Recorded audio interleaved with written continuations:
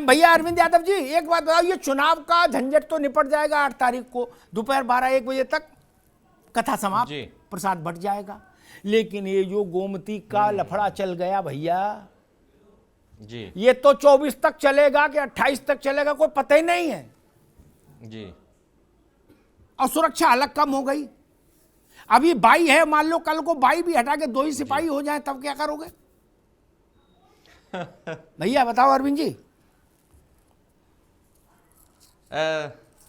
अब मैं बोलूं सर? जी जी जी। हाँ देखिए, जहां तक सवाल है सर आपकी जांच का, पहले मैं जवाब दे दूं जांच पे जी। आप देखिए कि बसपा सरकार में क्या हुआ। मायावती जी एक तरफ स्मारक बनाती थी, पत्थरों की तमाम शिलालेख बनाने में जुटी हुई थी, लेकिन दूसरा तरफ उनका कार्य देखिएगा तो केवल माननीय श्री शिवपाल सिंह यादव जी पे जांच बैठाती थी। लेकिन सत्य प्रशांत तो हो सकता है, पराजित तो नहीं हो सकता। बसपा ने भी यही सोचा था जो आज भारतीय जनता पार्टी सोच रही है जी। और मैं अमिताभ सर एक बातों से बड़ा सेटिस्फाइड हूं आपके, जो आपने डिबेट ओपन करते समय बड़ी खूबसूरती के साथ आपने बातें कही। मुझे लगता है कि सत्तारूढ़ दल को आपकी बातों से सबक लेनी चाहिए, सीख लेनी चाहिए। जो आपने परंपरा डालने वाली बात कही, मैं साफ शब्दों में अगर कहूं तो भारतीय जनता पार्टी को ये कभी नहीं सोचना चाहिए कि हम सत्ता में सतत बने रहेंगे। आप आज सत्ता में हैं, विपक्ष में भी आएंगे, और ऐसी कोई परंपरा नहीं डालनी चाहिए कि जिससे आने वाले समय में जो आप समय और परिस्थितियों की बात कर रहे थे, नहीं ठीक है अरविंद, ठीक है, हम नहीं कर रहे थे उस परिस्थिति में फिर आपको दुखदाई। ठीक अरविंद, ये हम नहीं कर रहे थे, आप लोग तांत्रिक। एक मिनट, अब ठीक है आगे। ये बात किसनी में, अरे रुक जाओ आगे बात भाई, ये बात किसनी में अखिलेश जी ने कही, मैं अखिलेश जी को कोट कर रहा था। दूसरी बात मैं कह दूं, अरविंद यादव ने कहा कि मायावती जी ने भी शिवपाल जी के खिलाफ जांचें बैठाई। उसका मैं 2 पार्ट में तथ्य रख दूं सामने। मायावती जी ने जांचें बैठाई वैसे ही जैसे मुलायम सिंह जी ने कहा था 12 चुनाव में कि अगर हम आ गए तो बुलडोजर चलवा देंगे इन ये मूर्तियों पे। ठीक, बुलडोजर छोड़ो, छेनी नहीं चली।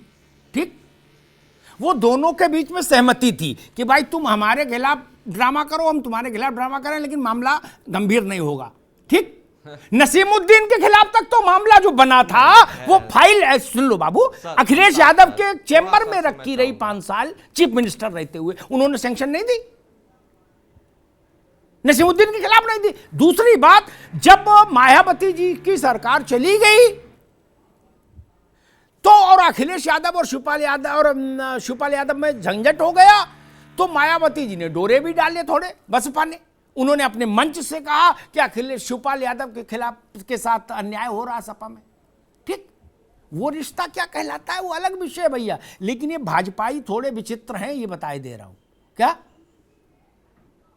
ये मानते नहीं, इस बात से कतई नहीं मानते। अभी अच्छे बुरे ये आनंद बताएंगे, लेकिन ये मानते नहीं इस बात से कि परंपरा ना डालो। ये कहते कल हम चले जाएंगे सरकार से, आप हमें नासम भेज देना है, तिहाड़ भेज देना, लेकिन हम आज आपको जरूर बंद करेंगे।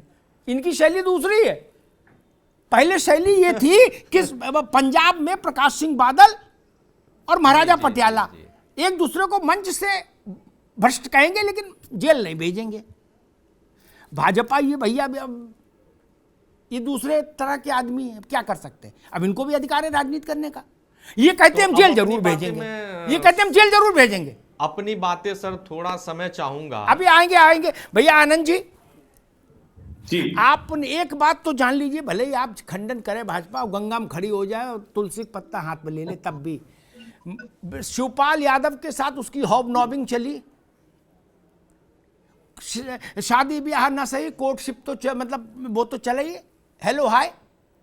ठीक, बात नहीं बनी, इसलिए अब सारा नजला शिवपाल पर गिर रहा है।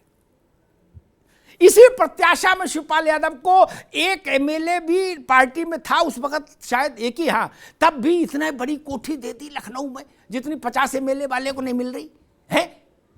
बोले चाचा तुम संघर्ष करो, हम तुम्हारे साथ हैं। चाचा ने इन टाइम पे ऐसा संघर्ष कर दिया कि अब आपको समझ नहीं आ रहा, तो आपने कहा भाई गोमती लाओ। आनंद जी। अमिताभ जी नमस्कार। नमस्कार और भैया। देखिए अमिताभ जी, उत्तर प्रदेश के रिवर फ्रंट घोटाले की जांच सीबीआई कर रही। तो जुलाई में भी सीबीआई ने 13 ठिकानों पर छापे मारे, जिनमें उत्तर प्रदेश में कई ठिकाने रहे, कोलकाता में मारा, अलवर में मारा, कई जगह छापे मारे गए। चार्जशीट दाखिल की जा रही, 189 लोगों के खिलाफ एफआईआर, लगातार सबसे पूछताछ चल रही है। और उस पूछताछ के क्रम में जिनका भी नाम आ रहा है उनसे पूछताछ की जाएगी। एक बात ये, अब ये कह रहे हैं कि गलत परंपरा न डाल, तो क्या करें भैया, खुले लूट की आजादी देते। जो आपके समय में और मायावती जी के समय में आप चलता था कि भाई तुम हमको कुछ कह लेना, हम तुमको कुछ कह लेंगे, लेकिन करना कुछ नहीं। अमिताभ जी, एक बड़ा अच्छा शेर याद आ गया कि वो अगर जहर देता तो दुनिया की निगाहों में आ जाता। वो अगर जहर देता तो दुनिया की निगाहों में आ जाता, सो उसने यूं किया कि वक्त पर दवा नहीं। तो इन लोगों ने उत्तर प्रदेश में यही काम किया है, मायावती जी ने और शिवपाल जी ने। इन्होंने फ्रेंडली मैच खेला, अखिलेश जी ने और इन सभी लोगों ने मिलकर जी। लेकिन आपने जो किया है उसका खामियाजा तो कभी न कभी आपको भुगतना है। और अगर आपने नहीं किया है तो फिर छटपटाहट और डर कैसे? अगर आप पाक साफ हैं तो आपको डर कैसे, क्यों भागना? आपने देखा होगा कि किस तरह से गुजरात में आदरणीय प्रधानमंत्री जी जब उस समय मुख्यमंत्री थे, उनको हमारे माननीय जो इस समय गृह मंत्री अमित शाह जी, इनको घंटों घंटों बैठाया गया। कौन सी एजेंसी इनके पीछे नहीं लगाई गई? क्या क्या इनके साथ नहीं किया गया? कभी भारतीय जनता पार्टी के कार्यकर्ता सड़क पर नहीं उतरे, कभी हमने जो है एजेंसियों पर सवाल नहीं उठाए, और ना हम छाती पीटते रहे। अभी देखिए कांग्रेस में क्या हुआ, सोनिया जी को जैसे ही नोटिस मिला, राहुल जी को जैसे, अरे भाई साहब इनको शांत करा लीजिए। एक मिनट मेहदी साहब आ रहे हैं, एक मिनट बाबू, देखो 1 घंटा आधा घंटा शांत थे। एक मिनट रुको जी। जी आनंद जी, इनको शांत करा लीजिए जी। आप बोलो, आप ही की आवाज जा रही है, बोलो आप। ये बड़े भोले भाले आदमी फंस जाते हैं बेचारे, माफी उपी मांगना पड़ जाता है इनको जी। तो हाँ, तो कहने का मतलब अमिताभ जी, कानून के हिसाब से जो भी कार्रवाई हो रही है वो चल रही है। और रिवर फ्रंट घोटाला आपने बताया ही, और आपको पता ही है कि किस तरह से 1438 करोड़ रुपए खर्च हो गए और काम के नाम पर कुछ नहीं हुआ। थोड़े बहुत काम हुए, बाकी सारे पैसे डकार ले गए लोग। ये तो कोई एक नहीं, ऐसी बहुत सी जांचें चल रही। बात जहां तक एक चीज की बात मैं और पड़ताल कर लूं भैया, ताकि सनद रहे। मैं तो इतना पढ़ा लिखा आदमी भी नहीं, तो पूछ लूंगा, समझ आ जाएगी। एक ऐसे ही और खतरनाक घोटाला है, उसकी भी जैसे होता क्या है मेहंदी साहब, आप समझ लो, आपके हित की बात बोल रहा हूं, बात कर आनंद दुबे से रहा हूं, लेकिन हित आपका है। जैसे क्या होता है, जो पकौड़ी की दुकान होती है, ब्रेड पकौड़ा की, जिसकी बहुत चलती है, वो हाफ फ्राई करके रख लेता है। जैसे कोई ग्राहक आया, थोड़ी देर में तैयार। ये बीजेपी भी वहीं से सीखी है कला, ये हाफ फ्राई करके बहुत सारी चीजें रखी हुई है, उचित वक्त देखेगी सोई फ्राई कर देगी। Gomti river front half fry करके रख लिया था, मौसम आया फ्राई कर दिया, अब उसमें चटनी डाल रहे हैं। और मैं एक और बात बता दूं, आनंद दुबे नहीं बताएंगे। एक खनन का मसला है, सीबीआई के पास गया था, उसमें 2 आईएएस अधिकारी भी नपे थे, एक लेडी थी और एक एमएलसी थे, वहां के एमएलए थे, बहुत बवाल मचा था। और खनन विभाग, वो जांच जो थी पट्टो देने की थी, वो गायत्री के समय की भी थी और गायत्री के बाद की भी समय थी, जब खनन मुख्यमंत्री के नाते अखिलेश जी के पास था। अब इन्होंने वो भी हाफ फ्राई करके रख लिया कि नहीं रख लिया, वो ये जाने। भैया दुबे जी, ऐसा तो नहीं 24 से पहले उसमें भी कढ़ाई में डाल दो, बोले भाई पूरा फ्राई कर दो। अमिताभ जी, जनता तो इनको पहले पूरा फ्राई कर चुकी है, भाजपा इनका हाफ फ्राई जो है ऑमलेट क्यों बनाने के चक्कर में पड़ी रहे। एक चीज अमिताभ जी, अभी मैं सुन रहा था, इन्होंने वो गोल ओल की बात चल रही। देखिए बेसिकली क्या है, जनता के बीच में समाजवादी पार्टी का विश्वास पूरी तरह से खत्म हो चुका है। ये जिन जिन जगहों को गढ़ और किला कहा करते थे, राजवंश खत्म हो गए, लेकिन इनके गढ़ और किले अभी भी उत्तर प्रदेश में बाकी थे। जनता ने इनको समझाया कि देखो, न कोई गढ़ है, न कोई किला है, न यहाँ पर किसी के नाम से कोई चीज रिजर्व।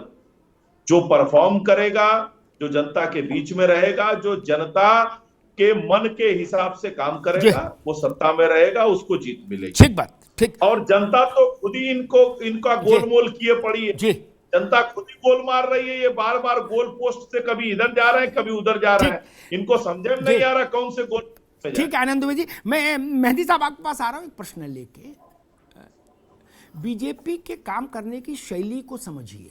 अभी आप शैली को नहीं समझ पाए, आप नारे लगाने में व्यस्त हो जाते हो और उससे होता जाता कुछ नहीं, बाद में हो जाता आपका नुकसान, आपकी पार्टी का या आपकी पार्टी जैसी और पार्टियों का।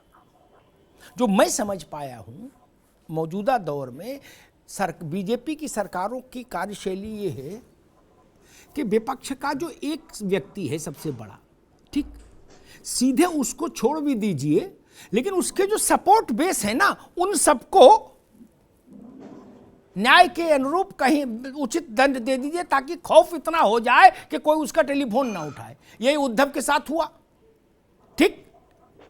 150 दिन संजय राउत जेल काट आए, उसके बाद कह रहे कि अब सब ठीक है, कोई दिक्कत नहीं, सब दिल्ली जाऊंगा, अमित शाह जी से भी मिलूंगा, मोदी जी को भी प्रणाम करूंगा। उद्धव ठाकरे को नहीं भेजा जेल, लेकिन उनके साथ वाले सारे लोग उलझ गए जहां उलझना था। मेहदी साहब, क्या आपको लगता है बीजेपी वही कार्यशैली यहां समाजवादी पार्टी के संदर्भ में अपनाएगी, इसीलिए गोमती रिवर फ्रंट का मसला है?